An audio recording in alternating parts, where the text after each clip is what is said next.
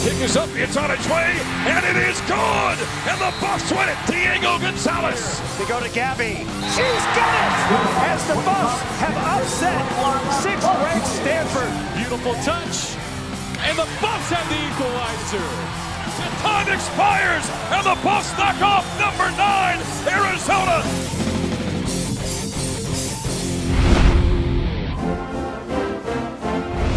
Down and 7. Blitz coming. Speed in trouble. The ball's loose.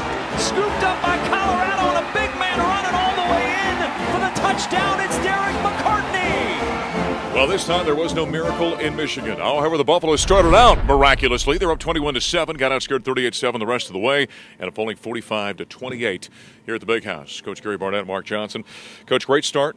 Special teams gaffes, I guess, led to a big part of what we went down on this field here today. Your thoughts on this ballgame? Well, I agree with you totally. I mean, this team controlled the first half on both sides of the ball. I thought they were outstanding defensively, and they let Michigan back in, gave them some confidence, gave them a way to get back in this game by getting 2 punts blocked. One we kicked our own player, and the other one was just flat out blocked. And a scoop and score on that one. Scoop and score on that one. So, I mean, we just committed so many costly errors, Mark, that it really made it hard for us to win.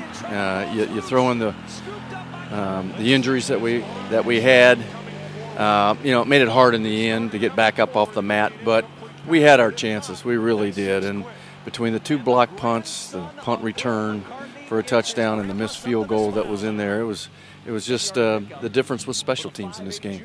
Well, certainly they made some mistakes that ended up costing them. The Buffaloes, though, we wondered about this team coming in physically. Could they play up front with a team the caliber of Michigan? What's the answer? Well, I think the answer is yes. I think you throw out the special teams gaffes, and this team really, for more than half of this football game, outplayed Michigan. If it had to go another 15 minutes without special teams being played, I don't know if we would have done that. But for the 60 minutes, 55 minutes that we played well enough, the difference was special teams. The injuries did rack up in this one. Sefo Lufau, after a touchdown to Shea Fields in the third quarter, early on in that second half, ends up spraining an ankle. He goes out. Diego Gonzalez on the ensuing kickoff tore his Achilles. He goes out. Derek McCartney out with a knee being tweaked. We know that this team, as Mike's beginning to rotate or kind of turn this team and improve this program, there's not a lot of depth right now. So this can really be costly if these are serious injuries. Well, no question. You're going to replace the kicker no matter what. You just hope that the other guys are still able to play. But that means that whether we have the depth equal to the starters or not, it doesn't make any difference. We got to get those guys ready, and they got to play at a high level. And everybody's got to get together on this thing. They got to pull together. And, I like what Philip Lindsay said about this being a close team and that they will bounce back. And I really do think they will. Montez may have this game to himself next week, and he may prepare himself better to play in that game than maybe he did this game. The one thing we did find out today, Michigan found, shall we call it Achilles heel in terms of this ballgame? They found that they could do some damage on the edges defensively. Is that a fixable issue defensively for Colorado? I'm not sure, Mark.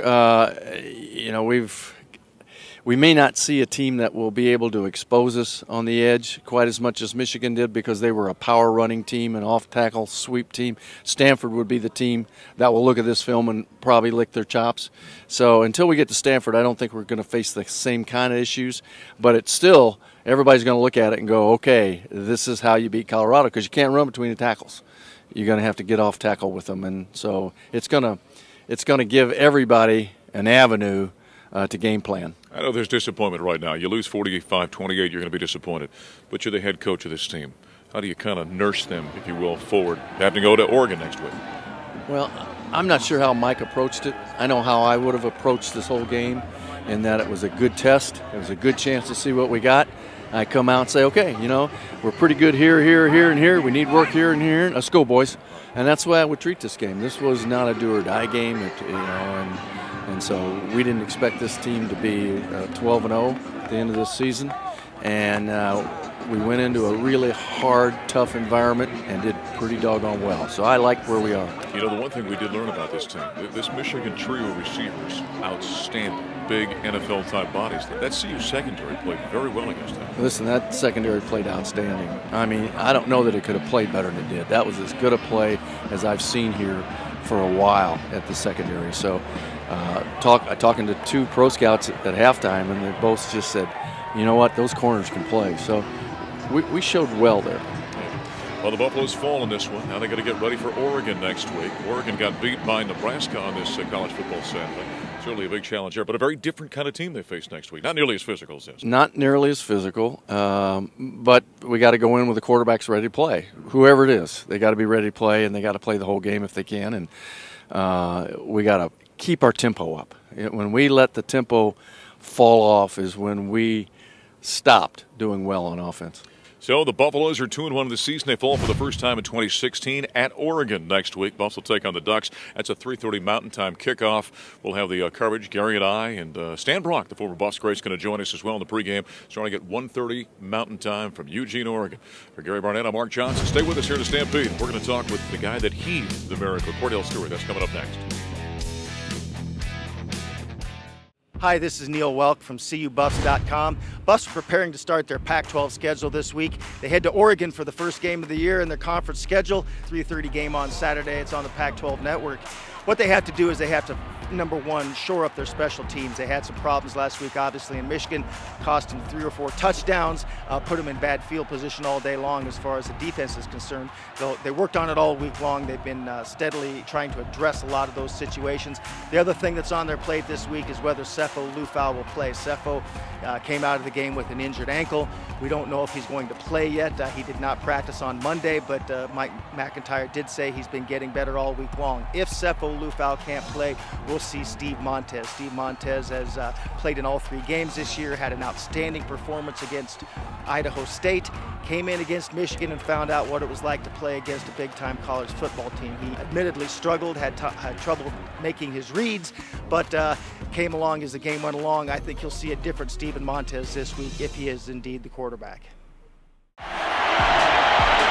Lets it go. He's got 3 people down there. The ball's up in the air. Caught. Touchdown. Caught by Westbrook for a touchdown. Incredible. Hey, to be in this end zone right now with Michael and Cordell and the rest of the Buff family, I mean, right there, it all happened. You know, Cordell launched that bomb 65 yards. Special time right now for me. I know it would be kind of rude to walk over to the spot and start pointing at it where it all happened. But, you know, 2 things happened. 1 touchdown for me right here, 1 touchdown for Rashawn right here, 1 touchdown for me over there in the corner.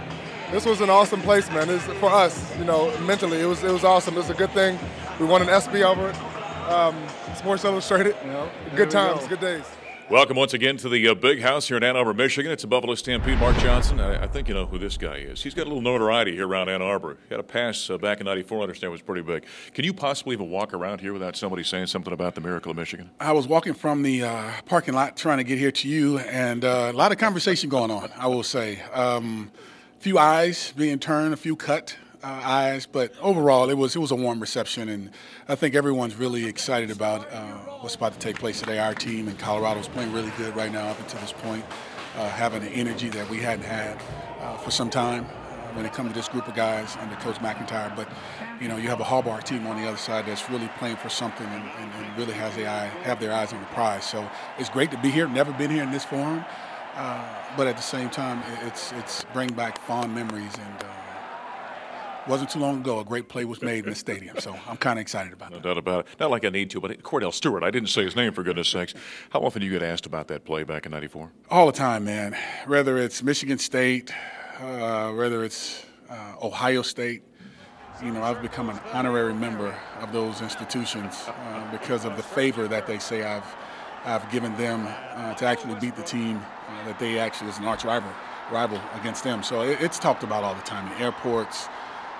Even when I was at ESPN working, doing NFL work, all the time. You know, went back to school, graduated, got my degree this summer. A lot of people talk about it then. Looking forward to this game. Asked me was I coming, and I am here. By the way, congratulations on the degree. That's outstanding. Fans love to reminisce about these plays. Help them. Take them back. Take us back to September 24th, 1994. You're on the field, last second, in the huddle. What's going on out there? Well, you know, let me take them back to a couple series before. I fumbled the ball going into the end zone. And I came to the sideline, and Rick Neuhauser, who was my quarterback's coach at that time, was like, don't worry about anything. You know, just stay focused. It's going to be the greatest comeback in college football history. I remember it like it was yesterday. So we go down and run the option with Rashawn Salaam. We score. Before you know it, we sit down on the sideline again. He comes back to me. He says, remember, stay ready, just to keep me focused. Be the greatest comeback in college football history. Lo and behold, they go 1, 2, 3 and out, because if they get a first down, game's pretty much over once they get the ball. You know, we get the ball, and before you know it, Chris Hudson fair catches the punt, throw it in, cut to Mike, down the ball. We go to the sideline as if we have a few plays to run. We only have 6 seconds left on the clock. Coach Newhouse was like, where you going? I'm like, what do we run? He's like, are you kidding me? I'm like, oh, my bad. I was so caught in the matrix. I mean, what do you do, right? And so I get in the huddle, and I see Brian Stoltenberg, Chris Neoli, Heath Irwin, Tony Birdie, Derek West, Rashawn, Blake Anderson. We have Michael Westbrook as well as Ray Caruth. And everybody's looking at me as if it's the first play of the game because the energy is so high and everybody's so, tears are in the eye of guys. Rashawn is praying, and before you know it, I call the play. I say, just give me time, and I get to the line of scrimmage. There's only 3 rushers coming. I'm like, this might be pretty darn good. And lo and behold, Rashawn and Tony Birdie does their job on the left side to the left end, and I just let it go as far as I could, and my guy, Michael Westbrook, comes up with one of the greatest catches of all time, and the rest is history. Did you know he caught it right away? Because, I mean, you're so far away. What did you know and what did you see at that time? Well, when I threw the ball, my thing was wanting to get it there. I knew I had the arm because we would practice that every other week or every week back at home in Colorado, but we were doing that in the altitude. But to do it this last play of the game was something that I didn't register until afterwards. And so when I threw the ball, I saw the ball get tipped, and all of a sudden I saw this body come out of nowhere. I mean, from my left, literally. And he catches the ball, and I see the ref throws his hands up. Ray Caruth jumps out of socks. Coach Mack's trying to get on the football field. It's like pandemonium at his highest levels. And I'm like, wow. So you see me sprinting. If you watch it on television, you see me sprinting downfield. Now, mind you, I was cramping before that actual series took place of plays to get us to the Hail Mary pass. And so whatever cramp I thought I had, it was gone instantly once Mike caught the ball and got down there and wanted to celebrate, man. And everybody was really exhausted because on the plane ride back home, there were some people laughing and giggling, but there wasn't too much rah-rah going on the plane going back because I think everybody was really exhausted because it was a game that was really 60 minutes. Like, it was a true definition of a 60-minute game played by a bunch of kids that just really trying to have some fun and win, and we did. One of the greatest plays, not only in college football history, in sports history. Great catching up with you, man. Thank you much. All right, Cordell Stewart, we're going to continue talking about this big trip for the Buffaloes at the Big House as we come back here in Stampede.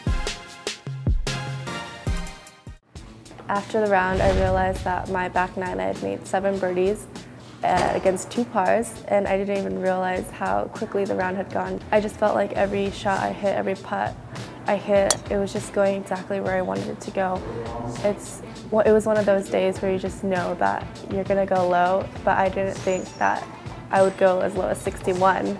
I actually didn't know until after we had come in for the rain delay, and Brent came up to me and he's like, you just tied an NCAA record that no one's even gotten close to in the last 4 years. And it was kind of shocking because it's a record, it just stands forever until someone else comes along to beat it or tie it.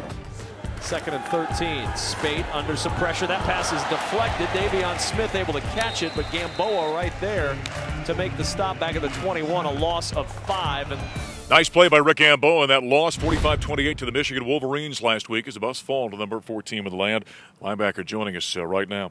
Give us a thought about that ball game. I really thought offensively and defensively, Buffaloes went out and played toe-to-toe with one of the best teams in America last week. Yeah, we definitely have the mindset that, we could play with anyone out there in the field, no matter, they were the number 4 team in the nation. No matter who you are, we're going to come out and we're going to fight because that's the kind of mentality we have as a team. And offensively and defensively, we came out firing on both ends, defense, offense. And, it was against a team like that, you can't just do it for 1 quarter, 2 quarters. You got to do it for all 4 quarters. Well, the Buffaloes had about as good a start as you possibly can to this ball game. In fact, they're up 21-7 at the end of the first quarter. They got a strip sack. The defense did. Cheeto got the strip sack. Derek McCartney picks the ball in, runs that in. You couldn't have scripted it better the way it started. But when you play a team of that caliber, there's going to be some counter punches. They're going to come back at you, don't you? Yeah, we had a great start, but sometimes we don't expect to have a perfect game. But sometimes when things like that happen, we have to bounce back. We can't just stay on the negatives. We got to find a way, get back rolling, get things rolling again. Special teams were a little bit of an issue there. A couple of block punts. One ends up being a scoop and score, missed field goal, punt return for a touchdown. When one area of the team is struggling, are you guys trying to pick everybody else up? Yeah, when 1/3 of the game is struggling, the other 2/3 have to pick it up for that 1/3. But in a game like that, you can't really have a drop off like that. You got to have all three parts of the game going. But when you got guys hurt, Cepho Lufau gets an ankle injury. You got Derek McCartney going down after he scores the touchdown. Get him going down with a torn ACL. Diego Gonzalez blows out his Achilles tendon. That's that puts a damper on an afternoon, doesn't it, when something like that happens? You find out some of your teammates are going down. Yeah, it hurts knowing some of your guys are going down because of injury. But as a team, we know that if someone goes down, next man has to come up, and we can't have a drop off from the next guy up. The next guy has to bring up the play and actually make the play better than what the person ahead of him was doing. We saw the tackle for a loss. Rick also unofficially led the Buffaloes defensively with 11 tackles in that ballgame. Talk about the way you're playing in your sophomore campaign. I feel like I'm playing good. I feel like I'm playing a lot more comfortable, a lot more confident in myself, and knowing what's going on in the field, just getting to the ball faster. But there's still some things I have to pick up as the season goes on, little mistakes I have here and there, but I feel as the season's been going, I've been doing pretty good. When you face a guy like Jake Butt, the outstanding All-American tight end from Michigan, is that a tough cover? Talk about that challenge. Yeah, as you just said, he's an All-American tight end. Yeah. He's a great player, and sometimes we're going to have a hard down, and it's a one-on-one matchup, and you gotta win your one-on-ones, as Coach Levy always says. Give us a quick thought about moving forward now. You guys are a confident football team despite the loss. You got Oregon this weekend. Quick thought on that game against the Ducks. Tough loss, but we gotta move on. We gotta learn from our mistakes, move on, and get ready for Pac-12 play. New season starts, so we just gotta get ready for this team. We know they're fast. We know they like to put up a lot of points, and defensively, we know we have a big job coming into this game. So we look forward to it. All right. Good luck on Saturday. Yep. All right, Rick Campbell, middle linebacker for the Colorado Buffaloes. That's a 3:30 Mountain Time. They take on the Ducks. Stay with us. We're going to talk some Olympics. Jenny Simpson's going to join us next here in the Stampede.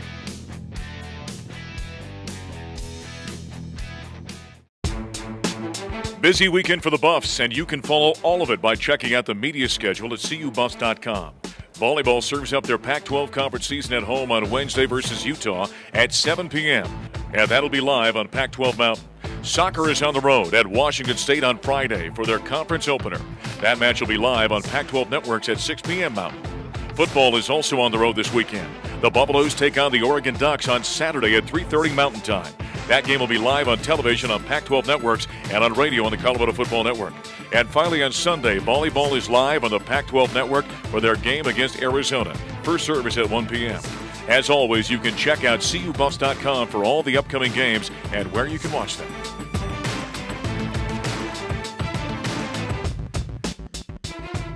Simpson will cross the line in third and Roberry in fourth. The winner, Kipyegon of Kenya over Dababa of Ethiopia, and a scream from Jenny Simpson, who takes the bronze medal. Coming to you from inside the indoor practice facility, what a moment for anybody, but it's also great that it's a Buffalo that'll happen to. Jenny Simpson, a bronze medalist in the 1500s at the Rio Games this past summer. How is that for you? I mean, can you even put that into words at this point, what that felt like and what it means? It's impossible to articulate the feeling, and so I feel so fortunate that I have that singular moment on the track crossing the finish line, and you get to just kind of let it all descend on you, and watching that is the only way I can really express, like, this is how it feels. You know, you're a three-time Olympian, but now to go through it and actually win the medal. I mean, all the work, all the sweat and tears here on this campus that you've bled, you've cried, all that work to finally have it come to that. That's got to be a moment. It is everything that people think it is and more. From the side of the equation of the work to get there and the 10-year journey for me of hoping to make the Olympics and finally years and years and years later being a medalist. And then the other side of the equation when it finally feels so satisfying to have it all pay off. It's everything you think and more. Did you feel, you know, it's in team sports, it's about feeling like you're in a groove, like you know you're at the top of your game. Did you have that feeling going into the games? This year was really unusual. I do have that rhythm. Like, I feel a rhythm, and I know when I'm really ready to hit a good race. And I had a hard time with that rhythm this year. I had some injuries. I had some interruptions that were really kind of unusual. And so all the more that I felt like this was a race I really personally fought for. I thought, when she gets to the Olympics and wins a medal that, you'd take a couple of months off. You kept racing after the games were over. Yeah, I had 3 more races to go. I traveled all around the world to get it done and actually had some really phenomenal performances that I'm really proud of.